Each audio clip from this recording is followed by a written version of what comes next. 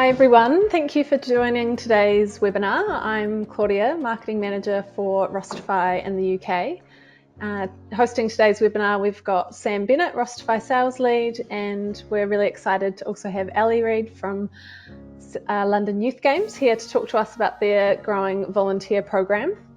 The focus of today's session is all about how to grow a strong volunteer force. We'll be talking through the needs of the modern volunteer, effective scheduling strategies, and how to leverage technology to create a positive supporter experience. So the webinar will be about 20 minutes long with some time for questions at the end. You'll see a chat box and a question box in the top right corner of your screen. So any questions or comments as we go through, please put them in there. The webinar will also be recorded, so you'll get a link to this once it's ready if you want to rewatch or share it with any members of your team. Thanks again for joining. That's all for me. I'll hand over to Sam to get started with the presentation. Thanks very much, Claudia, and welcome, Ellie. Nice to see you all again. So just to introduce Rosterfy very briefly, and then I'll pass on to Ellie to talk a bit more about London Youth Games. Really special charity based here in London. I've been able to volunteer with London Youth Games a few times. I think I've used Rosterfy, two seasons now, Ellie? 2 years? Yeah, this is our third season going into, yeah. Excellent, that's flown by. So yeah, they've got some really impressive, young people that come through their program firstly, but also in terms of volunteers, really impressive statistics around increasing the number of corporates and some of the disabilities and the different groups that they get involved with volunteering as well. So I think it'll be a really good session. For those that don't know, and I think most of you do, I will just kind of whistle through who Rosterfy are. So Rosterfy as an organisation were founded around about 10 years ago. We started as an organisation who were placing young people into work experience opportunities. So coming out of colleges and universities, we were placing them into local events and local charities to help them develop their skill set and their CVs and their networks. And as part of that organisation, we developed our own, well, I say we, some of our co-founders have developed their own database to manage that kind of cohort of people that were being placed with different organisations. So that platform that helps to onboard, screen, place people into shifts and also track the work that they're doing and keep them engaged long term is what Rosterfy do. And we've been now going for about, as I say, nearly 10 years, and now have supported volunteer programs in 35 countries, around about 15 languages, and we're very proud of surpassing 100 million volunteering hours in the platform across a really wide mix of different volunteer programs across the globe as well. So this slide, we're just kind of showing some customer names, but importantly, what we're shouting out here is the absolute breadth of different volunteering programs that we've supported, all kinds of shapes and sizes, and the system has been really highly configured to support lots of different use cases. So some really small charities and community-led organizations, right up to some of the biggest events that happen around the world as well. So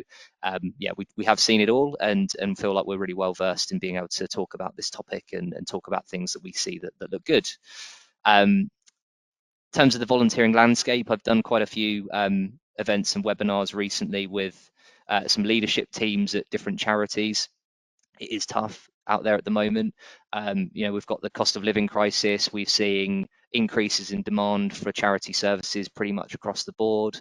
At the same time, for the same reasons, we're seeing less volunteers in the past sort of 3 to 5 years. So it's a double-edged sword, and it is a challenge. And that's where it's really important that we can make volunteering as accessible and flexible to all people, and just find ways for supporters to be able to support your organisation, and make it clear to them what they can do to help and make it a valuable experience. Just in terms of barriers to volunteering, so the theme of today's session, and this is part of a wider series that we've been running over the last few months, is particularly around the scheduling and managing those sign-ups. So Ellie's going to talk about some of the events and the ongoing programs that they run throughout the year across London, and how they manage the volume of people that come through and how they make sure not only have they got enough people for the event, but also not too many, so that people feel that they're getting some value out of volunteering. So when you look at the common barriers to entry with volunteering, the number one reason that was in the Time Well Spent report from last year is that it involved more time than they could commit. That was one of it's all really about perception, isn't it? It's about showing volunteers from the very beginning how they can help and show them ways that they can add value, but in a way that maybe just puts their mind at ease in terms of not asking for crazy amounts of commitment, not being flexible enough, and also it can be quite daunting to apply for new opportunities as well. So finding ways to talk to different demographics and make a really supported journey and get people engaged with different experience and skill sets, which is what London Youth Games do really well. So just a quick question, just to get you thinking. Do you think that your system currently makes it easy for volunteers to get involved? And that's really the topic of today. How do we make it inclusive for different demographics? And how do we manage our program in a way that we're ensuring we've got enough sign-ups across each of our different events? So I'm just going to pass over really to Ellie and might ask a few questions as we work through this session for Ellie to talk a bit about London Youth Games and the Game Force, if that's okay, Ellie. Yeah, absolutely. Thank you, Sam. Firstly, thank you, Sam, Claudia, for having me today on the webinar. Really appreciate it and looking forward to it. So tell you a bit about London Youth Games. So our sort of mission, so we're a charity, and our mission is to create life-changing opportunities for all young Londoners through the power of sport and physical activity. And we do this through 5 strategic pillars. So people are most likely to know us for our Open Games programme, which is where young people compete for their boroughs in a load of different sports. And it sort of all comes together at the end of the season for our finals festival at the Queen Elizabeth Park that we've held it in the past couple of years. And I'll tell you a bit more about that later.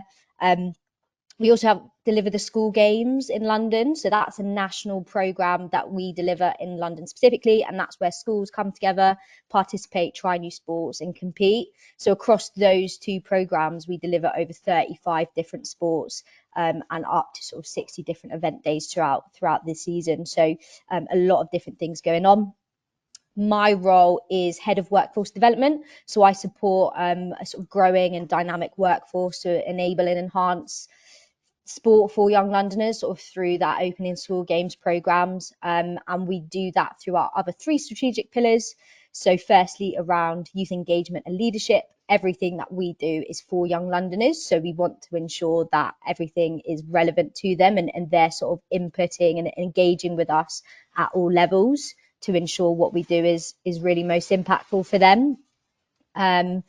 So we do that through our LYG 33 programme, which I oversee. We've then got our Games Force programme, which is probably most relevant to this, which is our volunteering programme. And so there's only sort of 10 members of staff we have in our organisation. So we really sort of rely on our volunteers to enable those events to take place, but also enhance the experience for everyone involved.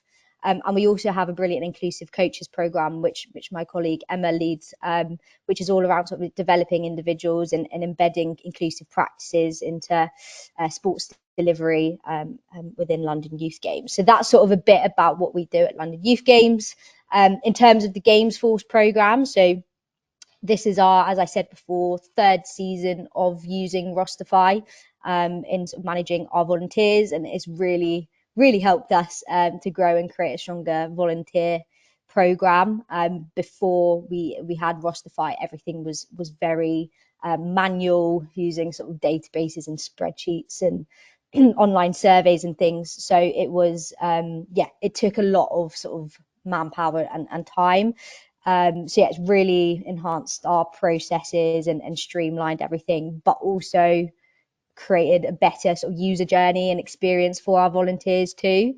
We're sort of continuing to work with Rosterfy and building really good relationships there to continue using it in the future, because it's really helped us. And you can see sort of from the screen that we've had a really good sort of growth within our volunteering program. So we've had a big increase in corporate volunteers, which we've now been able to sort of onboard onto Rosterfy and utilize that, which has been great. A big sort of thing for us is this 23% increase in unique number of games forces. So that's sort of showing an increase in our database of volunteers, which we've sort of over doubled that database since implementing Rosterfy. So it's been a real help in that sense of things.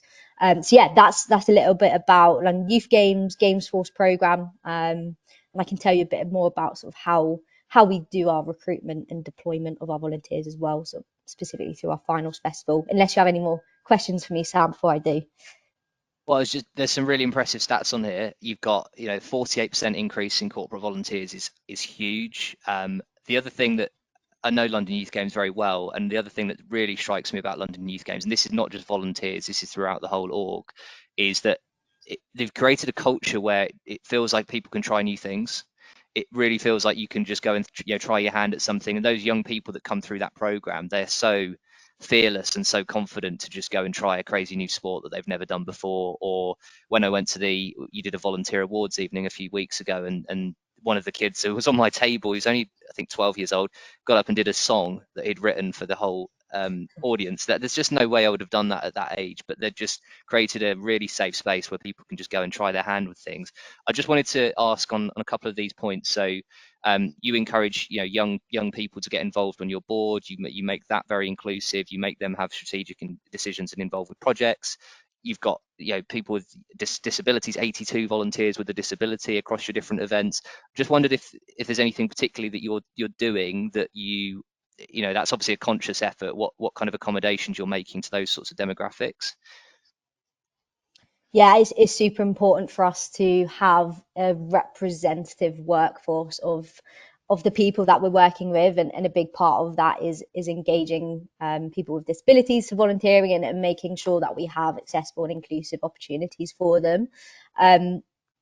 So I think it's sort of making sure that we do sort of targeted recruitment for that. So I work with my colleague Emma, who's our disability activation manager, who's got some brilliant sort of contacts and networks within sort of those areas, and we actively sort of showcase those opportunities to those groups, so that we can sort of provide those opportunities for them, and especially for our sort of para events that we deliver. But also wider, we want to showcase that sort of diverse workforce and have those role models across all of our events. So yeah, I think it's all about sort of creating those accessible opportunities that we know that they can sort of have a meaningful experience with. And I think a key part of that is really understanding people as individuals, understanding how their disability affects them, what the requirements are, and how we can give them a specific role which suits that. So, for example, one of our sort of regular volunteers, he's brilliant, but I think he can feel sort of a lot of pressure and overwhelm in sort of our busy and loud areas. So, for example, like our registration points probably aren't the best role for him, but he's brilliant at sort of sitting on the laptop and sort of inputting our results in that side of things. So, yeah, I think it's all about understanding and thinking about how you can sort of adapt different opportunities to suit them. That's really good. Thank you, Ellie. So yeah, the finals festival, I did come to it a couple of years ago. Big event, obviously the Olympic Park, lots of different venues. And when I went, I think I was on the outdoor track, but then you also had the Copper Box Arena. You were doing basketball, you were doing, I think volleyball was in there. You had the aquatic centre for diving and swimming. I think there's cycling, BMXing, all kinds of things happening. So it's quite a big operation, isn't it? And you've got lots of different volunteers and leaders spread out over quite a big Olympic Park. So do you want to talk about what it is, how it came about, and how you kind of manage that operationally? Yeah, absolutely. So yeah, as I sort of previously mentioned, Finals Festival is our sort of culmination of the season. It's our end of season event as part of our Open Games program. So yeah, as Sam mentioned, there's a variety of sports we take over.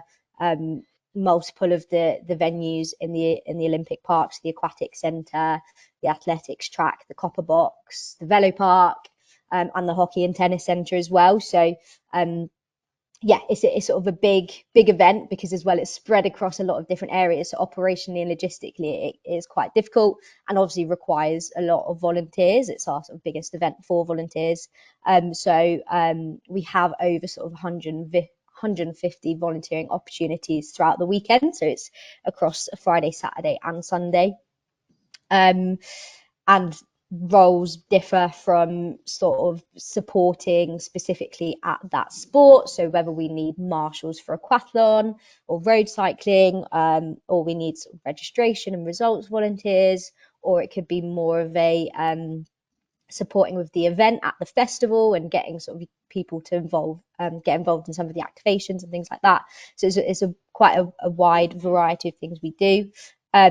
So the way we sort of use Rosterfy in order to recruit and deploy those volunteers is we put up the sort of events and shifts a few months before, and yeah, I think because a lot of volunteers actually only volunteer with us for that finals festival, sort of the main one that they're interested, because it is a bit of a bigger event. So yeah, we sort of signpost them to sign up through Rosterfy. We have sort of inbuilt through the training modules that Rosterfy supplies. We have, because we work with young people, safeguarding sort of a really big factor for us. So they have to do some compulsory safeguarding. It's not necessarily training, but sort of understanding our policies and procedures, so that they know how to implement them. And we've sort of had that interaction with them before they come to our events. So they'll go through that process, and then they'll see sort of the event and the shifts that they can apply for. And as I said, there are loads of different ones for them, so they can really choose what roles that are sort of most suited to them, but also the dates, times, if they're really interested in a specific sport or they want to go to a specific venue. I know a lot of people just love going to the aquatic centre because it's just like a really different venue that not many people get to access. So yeah, it's very sort of specified to what they want to do there.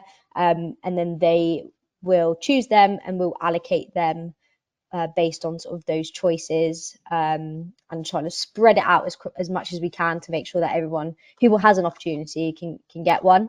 And then we'll sort of use the automated communications, merge tags, etc., a week before, to send all of the information out. So it's a very much easier process, and I don't think we would have been able to do it manually. So yeah, it's a lot easier and saves a lot of time that way. Yeah, that's really good. So finals games, you mentioned a lot of people only come for that event. Where do they come from typically? Is it a lot of parents? Is it corporates? Is it where are you finding them for that event? It's a big variety. So some are parents. We've had a few from the Queen Elizabeth Olympic Park have their own sort of volunteering champions. I think they're called park champions. So they just love getting involved with whatever's happening on the park. So we have a lot coming from there. But also just anyone sort of who sees us through our socials and see the events happening and want to volunteer. So yeah, it is sort of a big variety, really. Cool. And then you mentioned something to me yesterday that I thought was a really important point around not having too many volunteers. So you kind of, is the balancing act between making sure you're going to have enough people that arrive on the day to make sure the event runs successfully. And obviously when you've got the whole Olympic Park for a weekend, that is pivotal, but also the balancing act of making sure there is enough kind of valuable things for each person to be doing. How do you monitor that in terms of sign-ups and making sure for an event like that, 150 volunteers, how do you make sure that each of those different shifts are filled, and you know, do you kind of leave yourself a bit of leeway, maybe go over how many you need in the case of expecting some no-shows? Or Yeah, it's a really interesting point, because what's something really important to me is that every volunteer has a meaningful experience, and they're not just there as sort of an extra body, and they're not really doing anything on that day because they're not going to come back if they're not having a good experience.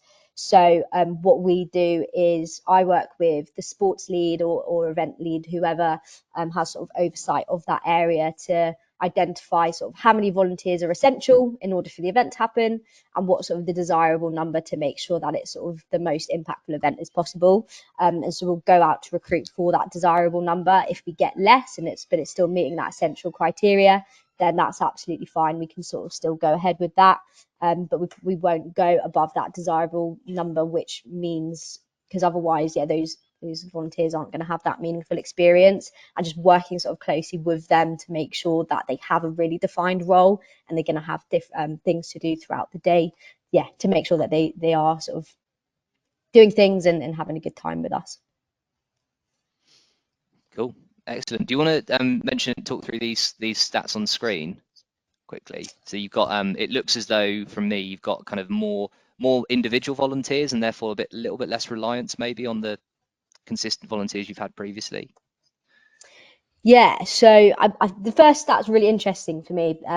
Around 70% of our individual volunteering opportunities taken up by a group of 22 individuals. So I think it just shows that we're really reliant on that 22 group, and those are made up of our sort of long-standing, really reliable, committed volunteers who have been with us for years, and they just sort of love being with us. So that retention piece there is super important for us to make sure that they're feeling valued and they want to sort of continue with us, because they support us so much throughout the season. We really need them to do what we do, but also really sort of interestingly with that,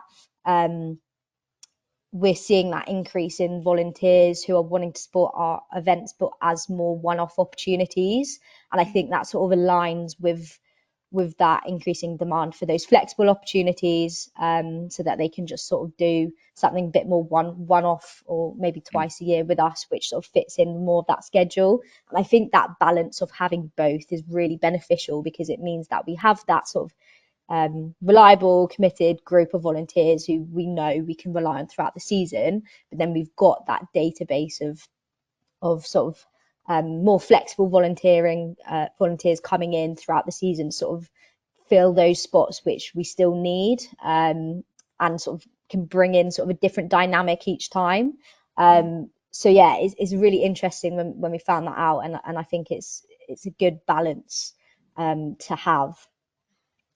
Yeah, definitely. There's a stat I've heard in the industry around replacing a kind of reliable, consistent volunteer can take 3 volunteers. You know, you've got one person that kind of gives so much, and it's so hard to replace that one person with one person.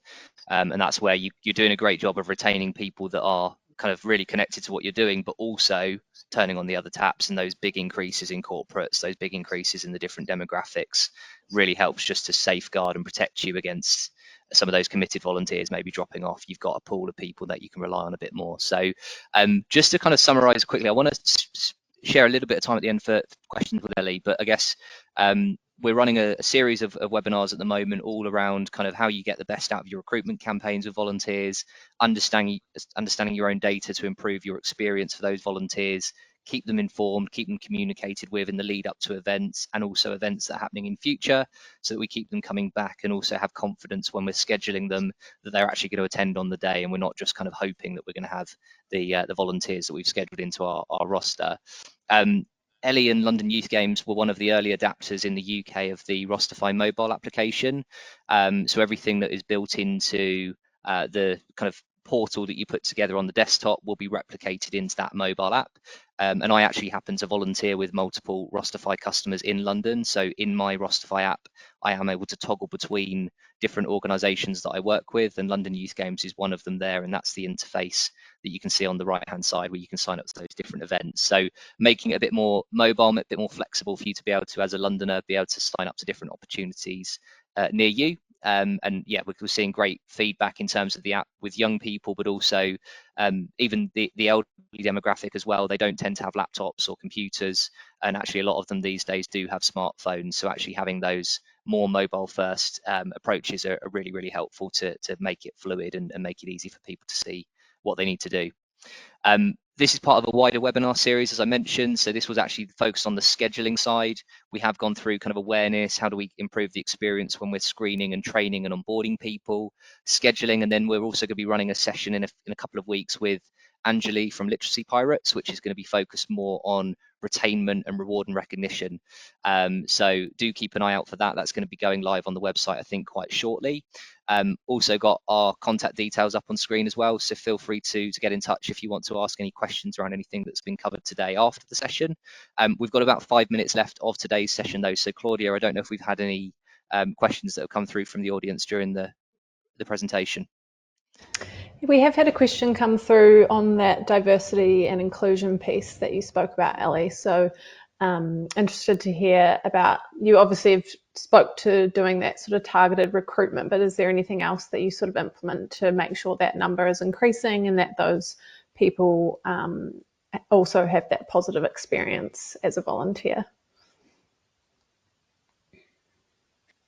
It's a key focus for us this year, and interestingly, so I mentioned our youth engagement and leadership program, LIG 33. So we work directly with 12 of those individuals who are on our leadership team to do some what we call co-production projects. So we work with them as young people to co-produce an area that we're working on as an organisation.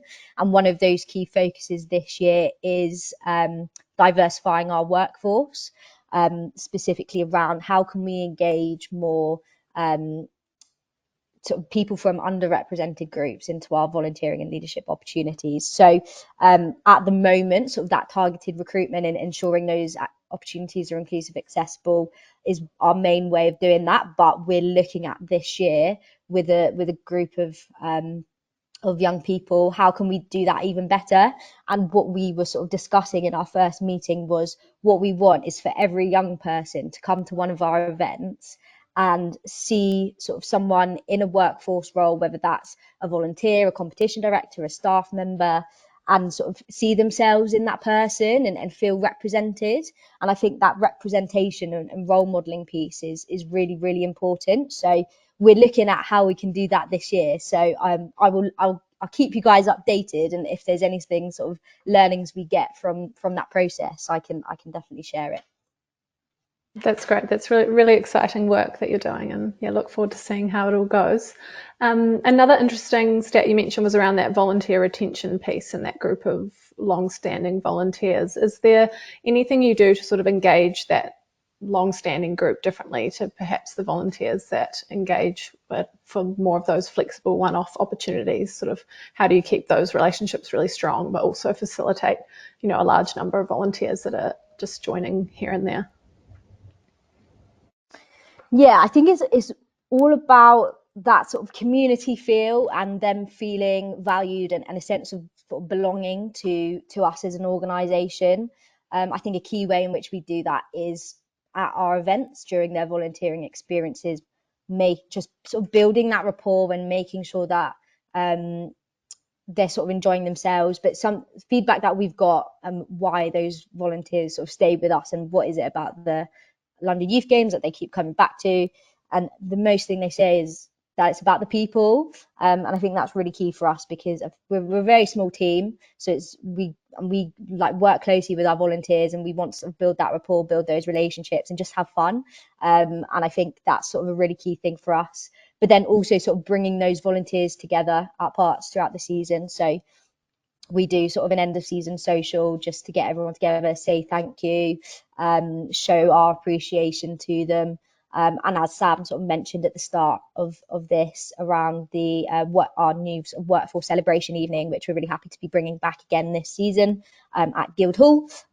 So that's sort of a big sort of showcase and celebration of our volunteers and other workforce that have supported London Youth Games. So then just increasing that sort of making them feel valued and appreciated and part of what we do.